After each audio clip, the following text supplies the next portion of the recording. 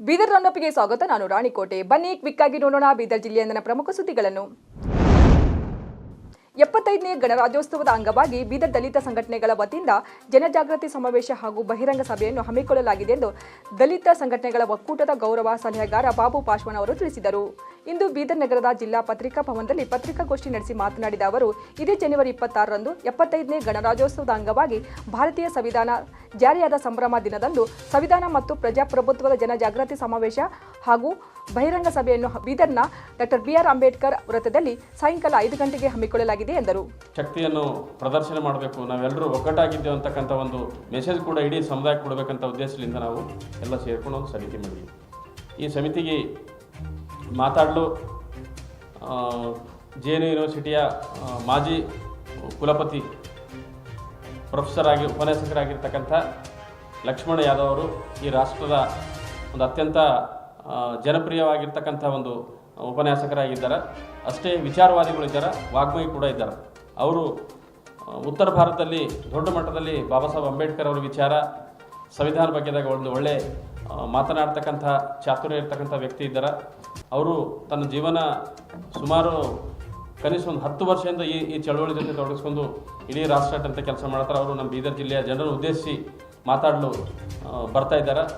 ಅದೇ ರೀತಿಯಾಗಿ ಇನ್ನೊಬ್ಬರು ಸೋದರಿಯಾಗಿರ್ತಕ್ಕಂಥ ಜಯದೇವಿ ಗಾಯಕ್ವಾಡ್ ಅಂತ ಹೇಳಿ ನಮ್ಮ ಹುಮನಾಬಾದ್ ತಾಲೂಕಿನವರು ಇದ್ದಾರೆ. ಅವರು ಲೆಕ್ಚರ್ ಇದ್ದಾರೆ, ಯಾದಗಿರಿಯಾಗಿ ಇವಾಗ ನೌಕರಿ ಮಾಡ್ತಾ ಇದ್ದಾರೆ. ಅವರು ಕೂಡ ಮಹಿಳೆಯರನ್ನು ಉದ್ದೇಶಿಸಿ ವಿಶೇಷವಾಗಿ ಸಂವಿಧಾನ ಬಗ್ಗೆ ಹಿರಿಯ ದಲಿತ ಪರ ಹೋರಾಟಗಾರ ಹಾಗೂ ಬೀದರ್ ದಲಿತ ಸಂಘಟನೆಗಳ ಒಕ್ಕೂಟದ ಇನ್ನೋರ್ವ ಗೌರವ ಸಲಹೆಗಾರ ಮಾರುತಿ ಬೌದ್ದೆ ಮಾತನಾಡಿ, ಪ್ರತಿ ವರ್ಷದಂತೆ ಈ ವರ್ಷವೂ ಬೀದರ್ ನಗರದಲ್ಲಿ ಅದ್ದೂರಿಯಾಗಿ ಗಣರಾಜ್ಯೋತ್ಸವ ಕಾರ್ಯಕ್ರಮವನ್ನು ಹಮ್ಮಿಕೊಳ್ಳಲಾಗಿದೆ. ಕಾರ್ಯಕ್ರಮಕ್ಕೆ ಪ್ರಖರ ವಾಗ್ಮಿಗಳು ಹಾಗೂ ಖ್ಯಾತ ಚಿಂತಕರಾದಂಥ ಡಾಕ್ಟರ್ ಲಕ್ಷ್ಮಣ ಯಾದವ್ ಅವರು ಆಗಮಿಸಲಿದ್ದಾರೆ. ಆದ್ದರಿಂದ ಜಿಲ್ಲೆಯ ಎಲ್ಲ ಸಂವಿಧಾನ ಪ್ರೇಮಿಗಳು ಕಾರ್ಯಕ್ರಮದಲ್ಲಿ ಭಾಗಿಯಾಗಬೇಕು ಎಂದು ಕರೆ ನೀಡಿದರು. ಸಂವಿಧಾನ ದಿನಾಚರಣೆ ಒಂದು ಬೀದರ್ ಜಿಲ್ಲೆಯ ದಲಿತ ಸಂಘಟನೆಗಳ ಒಕ್ಕೂಟದ ಮುಖಾಂತರ ಇವತ್ತು ಪ್ರಜಾಪ್ರಭುತ್ವ ದಿನಾಚರಣೆಯ ಜನಜಾಗೃತಿ ಸಮಾವೇಶವನ್ನು ಅಂಬೇಡ್ಕರ್ ಸರ್ಕಲ್ ಹತ್ರ 26ನೇ ತಾರೀಕಿಗೆ ಸಾಯಂಕಾಲ 4:15 ಗಂಟೆಗೆ ಮಾಡಬೇಕಂತ ಒಂದು ಒಮ್ಮತದ ತೀರ್ಮಾನ ಒಂದು. ಈ ಕಾರ್ಯಕ್ರಮಕ್ಕೆ ರಾಷ್ಟ್ರ ಮಟ್ಟದ ಭಾಳ ವಿಚಾರವಂತರು, ಸಾಹಿತಿಗಳು, ಸುಮಾರಿದ್ದಂತಹ ನಮ್ಮದು ಲಕ್ಷ್ಮಣ ಯಾದವ್ಜಿ ಅವರು ನ್ಯೂ ದೆಹಲಿಯಿಂದ ಒಂದು ಈ ಕಾರ್ಯಕ್ರಮಕ್ಕೆ ಮುಖ್ಯ ಭಾಷಣಕಾರರಾಗಿ ಆಗಮಿಸ್ತಾ ಇದ್ದಾರೆ. ಪೂಜ್ಯ ಭಂತೇಜಿ ಅವರು ಈ ಒಂದು ಕಾರ್ಯಕ್ರಮದ ಉದ್ಘಾಟನೆ ಮಾಡಲಿದ್ದಾರೆ.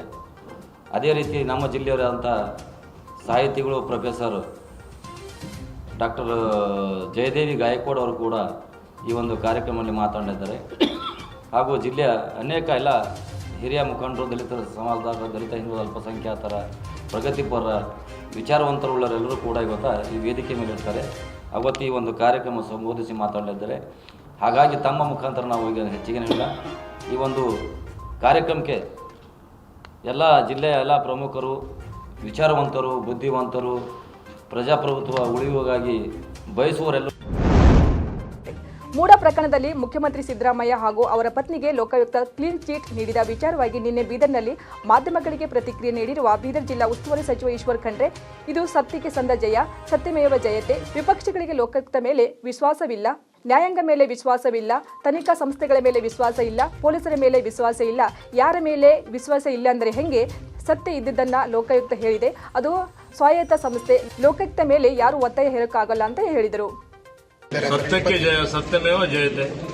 ಸಿಎಂ ಅವರು ಲೋಕಾಯುಕ್ತ ಮೇಲೆ ಪ್ರಭಾವ ಬೀರಿದ್ದಾರೆ, ಹೀಗಾಗಿ ಕ್ಲೀನ್ ಚೀಟ್ ಕೊಟ್ಟಿದೆ. ನೋಡಿ, ಈಗ ವಿರೋಧ ಪಕ್ಷದವರಿಗೆ ಲೋಕಾಯುಕ್ತ ಮೇಲೆ ವಿಶ್ವಾಸ ಇಲ್ಲ, ನ್ಯಾಯಾಂಗದ ಮೇಲೆ ವಿಶ್ವಾಸ ಇಲ್ಲ, ತನಿಖಾ ಸಂಸ್ಥೆಗಳ ಮೇಲೆ ವಿಶ್ವಾಸ ಇಲ್ಲ, COD ಮೇಲೆ ವಿಶ್ವಾಸ ಇಲ್ಲ, ಪೊಲೀಸರ ಮೇಲೆ ವಿಶ್ವಾಸ ಇಲ್ಲ. ಯಾರ ಮೇಲೆ ವಿಶ್ವಾಸ ಇಲ್ಲ ಅಂದ್ರೆ ಇವತ್ತು ಇವರು ಆಡಳಿತದಲ್ಲಿ ಏನ್ ನಡೆದಿತ್ತು? ಏನ್ ಸತ್ಯ ಇದ್ದಿದ್ದೆ ಲೋಕಾಯುಕ್ತವ್ರು ಹೇಳಿದ್ದಾರೆ.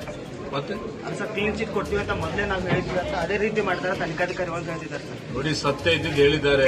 ಲೋಕಾಯುಕ್ತ ಸ್ವಾಯತ್ತ ಸಂಸ್ಥೆ ಇದೆ, ಲೋಕಾಯುಕ್ತ ಮೇಲೆ ಯಾರು ಪ್ರಭಾವ ಬೀರಲಿಕ್ಕೆ ಬರೋದಿಲ್ಲ. ನಿನ್ನೆ ತಡರಾತ್ರಿ ಬೀದರ್ ಜಿಲ್ಲೆಯ ಭಾಲ್ಕಿ ತಾಲೂಕಿನ ಪಾಂಡ್ರಿ ಬಸ್ ನಿಲ್ದಾಣ ಬಳಿ ಬೈಕ್ ಅಪಘಾತ ಸಂಭವಿಸಿದ್ದು ಇಬ್ಬರು ಸ್ಥಳದಲ್ಲೇ ಸಾವನ್ನಪ್ಪಿದ್ದಾರೆ. ಓರ್ವನಿಗೆ ಗಂಭೀರ ಗಾಯಗಳಾಗಿವೆ.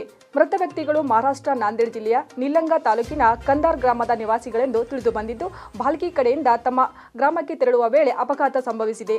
ಮೃತ ವ್ಯಕ್ತಿಗಳು ನಾಗೋರಾವ್ ಭಾನುದಾಸ್ ಎಂದು ಗುರುತಿಸಿದ್ದು, ಚಂದು ಯಾದವ್ ಎಂಬುವನಿಗೆ ಗಂಭೀರ ಗಾಯಗಳಾಗಿದ್ದರಿಂದ ಬಿಮ್ಸ್ ಆಸ್ಪತ್ರೆಯಲ್ಲಿ ಚಿಕಿತ್ಸೆ ನೀಡಲಾಗುತ್ತಿದೆ.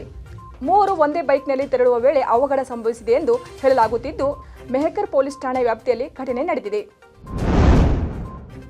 ರಾಬರಿ ಪ್ರಕರಣದಲ್ಲಿ ಗಾಯಾಳು ಶಿವಕುಮಾರ್ಗೆ ಚಿಕಿತ್ಸಾ ವೆಚ್ಚ ಭರಿಸುವ ವಿಚಾರವಾಗಿ ನಿನ್ನೆ ಬೀದರ್ನಲ್ಲಿ ಮಾಧ್ಯಮಗಳಿಗೆ ಪ್ರತಿಕ್ರಿಯೆ ನೀಡಿರುವ ಬೀದರ್ ಜಿಲ್ಲಾ ಉಸ್ತುವಾರಿ ಸಚಿವ ಈಶ್ವರ್ ಖಂಡ್ರೆ, ಈಗಾಗಲೇ ಗಾಯಾಳು ಶಿವಕುಮಾರ್ಗೆ ವೈಯಕ್ತಿಕವಾಗಿ ಸಹಾಯ ಮಾಡಿದ್ದೇನೆ. ಸಿಎಂಎಸ್ ಏಜೆನ್ಸಿಯವರಿಗೆ ಸೋಕಾಸ್ ನೋಟಿಸ್ ನೀಡುವಂತೆ ಜಿಲ್ಲಾಧಿಕಾರಿಗಳು ಸೂಚನೆ ನೀಡಿದ್ದೇನೆ. ಗಾಯಾಳು ಶಿವಕುಮಾರ್ ಅವರ ಚಿಕಿತ್ಸೆಯ ಸಂಪೂರ್ಣ ವೆಚ್ಚ ಭರಿಸಬೇಕೆಂದು ತಿಳಿಸಿದ್ದೇನೆ. ವೆಚ್ಚ ಭರಿಸುವಲ್ಲಿ ಕಂಪನಿ ಹೆಚ್ಚು ಕಡಿಮೆ ಮಾಡಿದರೆ ಅವರ ಮೇಲೆ ಕಾನೂನು ಕ್ರಮ ಕೈಗೊಳ್ಳುವಂತೆ ಎಚ್ಚರಿಕೆ ನೀಡಿದರು. ನೋಡಿ, ಈಗಾಗಲೇ ನಾನು ವೈಯಕ್ತಿಕವಾಗಿಯೂ ಅವರಿಗೆ ಸಹಕಾರ ಮಾಡಿದ್ದೇನೆ ಆರ್ಥಿಕವಾಗಿ. ಹಾಗೆ ಇವತ್ತು ಆ ಕಂಪನಿಯವರು, ಜಿಲ್ಲಾಧಿಕಾರಿಯವರಿಗೆ ನಾನು ಮಾತನಾಡಿದ್ದೇನೆ. ಆ ಕಂಪನಿಯವರಿಗೆ ಒಂದು ಶೋಕಾಸ್ ನೋಟಿಸ್ ಕೊಡಿ. ಏನು ಇವತ್ತು ಶೂಟೌಟ್ನಲ್ಲಿ ಗಾಯಗೊಂಡಿದ್ದಾರೆ ಅವರಿಗೆ ಸಂಪೂರ್ಣವಾದಂಥ ಅವರ ವೆಚ್ಚ ಭರಿಸಬೇಕು ಅಂತ ಹೇಳಿದ್ದೇನೆ.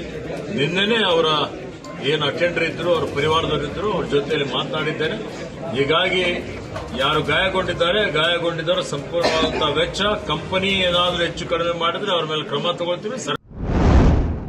ಮಾಡಿದ ಸಾಲ ತೀರಿಸಲಾಗಿದೆ. ಬೀದರ್ ಜಿಲ್ಲೆಯ ಹುಣಸೂರು ತಾಲೂಕಿನ ಗಡಿಗೌಡ್ಗೋ ಗ್ರಾಮದ ರೇಷ್ಮಾ ಸುನಿಲ್ ಸೂರ್ಯವಂಶಿ ಆತ್ಮಹತ್ಯೆ ಮಾಡಿಕೊಂಡ ಮಹಿಳೆ ಆಗಿದ್ದು, 6ಕ್ಕೂ ಅಧಿಕ ವಿವಿಧ ಸಂಘಗಳಲ್ಲಿ 3 ಲಕ್ಷ ಸಾಲ ಮಾಡಿರುವುದಾಗಿ ತಿಳಿದು ಬಂದಿದೆ.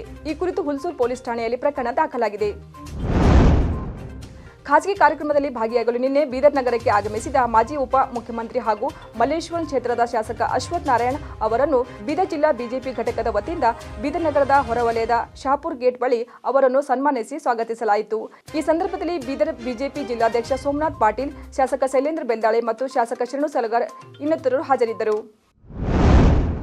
ಸಚಿನ್ ಪಾಂಚಾಳ್ ಆತ್ಮಹತ್ಯೆ ಪ್ರಕರಣದ ವಿಚಾರವಾಗಿ ಉತ್ತರ ಕರ್ನಾಟಕ ಸುದ್ದಿವಾಹಿನಿಯೊಂದಿಗೆ ಮಾತನಾಡಿದ ಅಶ್ವಥ್ ನಾರಾಯಣ್, ಪ್ರಿಯಾಂಕ್ ವಿರುದ್ಧ ಹೋರಾಟ ಕೈಬಿಡುವ ಪ್ರಶ್ನೆಯೇ ಇಲ್ಲ. ಅವರ ಕರ್ಮಕಾಂಡ 1-2. ಪ್ರಿಯಾಂಕ್ ಖರ್ಗೆ ಅವರದು 1-2 ಭ್ರಷ್ಟಾಚಾರಗಳಿಲ್ಲ, ಹಲವಾರಿವೆ. ಅದರಲ್ಲಿ ಸಚಿನ್ ಪಾಂಚಾಳದು ಒಂದು ಭಾಗವಾಗಿದೆ ಅಷ್ಟೇ. ಸತ್ಯಕ್ಕೆ ನ್ಯಾಯಕ್ಕೆ ಜಯ ಸಿಗುತ್ತೆ. ಕಾಲಕ್ರಮೇಣ ಹೋರಾಟವನ್ನು ಮುಂದೆ ತೆಗೆದುಕೊಂಡು ಹೋಗುವ ಕೆಲಸ ಆಗುತ್ತೆ ಎಂದರು. ಕೈ ಏನು ಬಿಟ್ಟಿಲ್ಲ, ಕೈ ಬಿಡೋ ಪ್ರಶ್ನೆ ಏನಿಲ್ಲ. ಅವ್ರದ್ದು 1-2 ಕರ್ಮಕಾಂಡ, ಹೋರಾಟ ಕೈ ಏನು ಬಿಟ್ಟಿಲ್ಲ, ಮಾಡ್ತಾನೆ ಇರುವಂಥದ್ದಿದೆ. ಅವ್ರೇನು ದಿನಕ್ಕೊಂದು ಕೊಡ್ತಾನೆ ಇರ್ತಾರೆ ವಿಚಾರಗಳನ್ನು. ಕಾಂಗ್ರೆಸ್ನವರು ವಿಶೇಷವಾಗಿ ಪ್ರಿಯಾಂಕ್ ಖರ್ಗೆ ಅವ್ರದ್ದು 1-2 ಭ್ರಷ್ಟಾಚಾರ ಇಲ್ಲ, ಹಲವಾರು ಇದ್ದಾವೆ. ಇದರಲ್ಲಿ ಪಾಂಚಾಲ್ದು ಆತ್ಮಹತ್ಯೆನೂ ಒಂದು ಭಾಗ ಆಗಿದೆ. ಹಾಗಾಗಿ ಸತ್ಯಕ್ಕೆ ನ್ಯಾಯಕ್ಕೆ ಗೆಲುವು ಸಿಗುವಂಥದ್ದಾಗುತ್ತೆ. ಕಾಲಕ್ರಮೇಣ ನೋಡಿ ಈ ಹೋರಾಟವನ್ನು ಮುಂದೆ ತೊಗೊಂಡು ಹೋಗುವಂಥ ಕೆಲಸ ಆಗುತ್ತೆ. ಎಸ್ಬಿಐ ಬ್ಯಾಂಕ್ ಮುಂದಿನ ದರೋಡೆ ಪ್ರಕರಣದ ವಿಚಾರವಾಗಿ ಪ್ರತಿಕ್ರಿಯಿಸಿದ ಅವರು, ಕಾಂಗ್ರೆಸ್ ಸರ್ಕಾರದ ಅಧಿಕಾರಕ್ಕೆ ಬಂದಾಗಿನಿಂದಲೂ ಪ್ರತಿನಿತ್ಯ ದರೋಡೆ, ಸುಲಿಗೆ, ಹತ್ಯೆಗಳಾಗುತ್ತಿವೆ. ಇವುಗಳೆಲ್ಲವೂ ಸಮರ್ಥಿಸಿಕೊಳ್ಳುವ ಸರ್ಕಾರ ಇದ್ದರೆ ಅದು ಕಾಂಗ್ರೆಸ್ ಸರ್ಕಾರ ಮಾತ್ರ. ಗೃಹ ಸಚಿವರು ಪಾಪ ರೆಸ್ಟ್ನಲ್ಲಿ ಇದ್ದಾರೆ, ಅವರಿಗೆ ಆಸಕ್ತಿ ಇಲ್ಲ. ಗೃಹ ಸಚಿವರಿಗೆ ಆಸಕ್ತಿ ಇಲ್ಲ, ಅವರಿಗೆ ಬೇರೆ ಇಲಾಖೆ ಬೇಕು ಅಂತ ಹೇಳ್ತಿದ್ದಾರೆ. ರಾಜ್ಯದ ಜನರು ಸಂಕಷ್ಟ ಮತ್ತು ಸಮಸ್ಯೆಗಳು ಎದುರಿಸುತ್ತಿದ್ದಾರೆ. ಸರ್ಕಾರ ಇದ್ದು ಇಲ್ಲದಂಗೆ ಇದೆ, ಸರ್ಕಾರ ಸತ್ತೋಗಿದೆ ಎಂದು ರಾಜ್ಯ ಸರ್ಕಾರದ ವಿರುದ್ಧ ಕಿಡಿಕಾರಿದರು. ಗ್ರಾಮ ಸಂಚಾರದ ವೇಳೆ ಎಲ್ಲ ಗ್ರಾಮಗಳಲ್ಲಿ ಜೆಜೆಎಂ ಕಾಮಗಾರಿಯ ಬಗ್ಗೆ ಸಾರ್ವಜನಿಕರಿಂದ ದೂರುಗಳು ಬರುತ್ತಿವೆ. ಅಧಿಕಾರಿಗಳ ನಿರ್ಲಕ್ಷ್ಯ ಎದ್ದು ಕಾಣುತ್ತಿದೆ ಎಂದು ಮಾಜಿ ಸಚಿವ ಹಾಗೂ ಔರಾದ್ ಬಿ ಶಾಸಕ ಪ್ರಭು ಚವ್ಹಾಣ್ ಅವರು ಕಿಡಿಕಾರಿದರು. ತಾಲೂಕಿನ ಹಲವು ಗ್ರಾಮಗಳಲ್ಲಿ ನಿನ್ನೆ ಗ್ರಾಮ ಸಂಚಾರ ನಡೆಸಿ ಸಾರ್ವಜನಿಕರ ಅಹವಾಲುಗಳನ್ನು ಆಲಿಸಿದರು. ಅಲ್ಲದೆ ವಿವಿಧ ಅಭಿವೃದ್ಧಿ ಕಾಮಗಾರಿಗಳಿಗೆ ಪೂಜೆ ನೆರವೇರಿಸಿದರು. ಕ್ಷೇತ್ರದಲ್ಲಿ ಕುಡಿಯುವ ನೀರಿನ ಸಮಸ್ಯೆ ಶಾಶ್ವತವಾಗಿ ಪರಿಹರಿಸಬೇಕೆಂಬ ಉದ್ದೇಶದಿಂದ ನಿರಂತರ ಪ್ರಯತ್ನ ವಹಿಸಿ ಸುಮಾರು 200 ಕೋಟಿಗೂ ಹೆಚ್ಚು ಅನುದಾನ ತಂದು ಎಲ್ಲಾ ಗ್ರಾಮಗಳಲ್ಲಿ ಪೂಜೆ ನೆರವೇರಿಸಿ ಕಾಮಗಾರಿ ಆರಂಭಿಸಲಾಗಿದೆ. ಕೆಲ ಗುತ್ತಿಗೆದಾರರು ತಾವು ಕೆಲಸ ಮಾಡಬೇಕೆಂದು ಕ್ಷೇತ್ರದಲ್ಲಿ ಕುಡಿಯುವ ನೀರಿನ ಸಮಸ್ಯೆ ಶಾಶ್ವತವಾಗಿ ಪರಿಹರಿಸಬೇಕೆಂಬ ಉದ್ದೇಶದಿಂದ ನಿರಂತರ ಪ್ರಯತ್ನ ವಹಿಸಿ ಸುಮಾರು 200 ಕೋಟಿಗೂ ಅಧಿಕ ಹೆಚ್ಚು ಅನುದಾನ ತಂದು ಎಲ್ಲಾ ಗ್ರಾಮಗಳಲ್ಲಿ ಪೂಜೆ ನೆರವೇರಿಸಿ ಕಾಮಗಾರಿ ಆರಂಭಿಸಲಾಗಿದೆ. ಕೆಲ ಗುತ್ತಿಗೆದಾರರು ತಾವು ಕೆಲಸ ಮಾಡದೆ ಬೇರೊಬ್ಬರಿಗೆ ಉಪ ಗುತ್ತಿಗೆ ನೀಡಿ ಕೆಲಸ ಮಾಡಿಸಿದ್ದಾರೆ. ಕೆಲಸ ಸರಿಯಾಗಿ ಆಗುವಂತೆ ನೋಡಿಕೊಳ್ಳಬೇಕಾದ ಅಧಿಕಾರಿಗಳು ಅಕ್ರಮದಲ್ಲಿ ಶಾಮೀಲಾಗಿರುವುದರಿಂದ ಕೆಲಸ ಸಂಪೂರ್ಣ ಕಳಪೆಯಾಗಿದೆ ಎಂದು ಎಲ್ಲ ಕಡೆ ಜನತೆ ಆರೋಪಿಸಿದ್ದಾರೆ ಎಂದು ಹೇಳಿದರು. ಇವಾಗಿದ್ದು ಬೀದರ್ ಜಿಲ್ಲೆಯಿಂದ ಪ್ರಮುಖ ಸುದ್ದಿಗಳು. ಮತ್ತೆ ನಾಳೆ ಭೇಟಿಯಾಗೋಣ ಬೀದರ್ ರೌಂಡಪ್ನಲ್ಲಿ. ನಮಸ್ಕಾರ.